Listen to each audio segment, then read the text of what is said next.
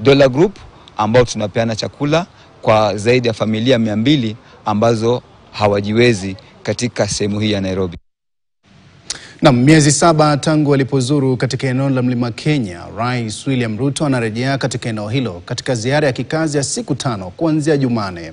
Rais Ruto atazuru takriban kaunti 11 akikagua au kuzindua miradi mbalimbali akiwa na lengo la kutimiza na kukuza maendeleo kwa wakazi wa eneo hilo. Winfrey Owino na taarifa kamili ya ziara hiyo ya kwanza kabisa tangu Rigathi Gachagua alipotimuliwa mamlakani mwaka jana. Hii ni ziara ya kwanza ya Rais William Ruto sehemu ya Mlimani tangu kung'atuliwa ofisini Rigathi Gachagua Oktoba mwaka jana. Ruto ataukwea mlima unaoonekana kuteleza katika ziara itakayoanza kesho kutwa. Tuna ubaya na yeye, sisi akuja tulete maendeleo hapa. Tunamkaribisha juu yeye ndiye president wetu. Bora yeye asikuje kwanza, sijui siasa, asikuje siasa Mount Kenya.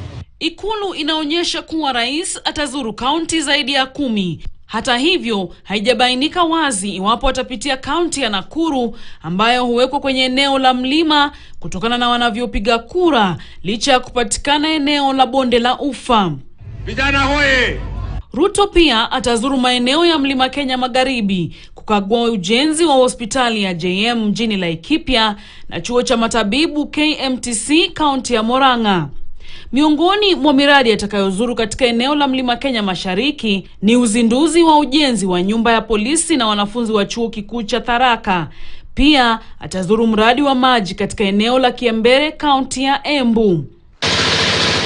Kulingana na Ikulu, rais pia atazuru miradi ya ujenzi wa nyumba, soko na pia kuunganisha wakazi na umeme.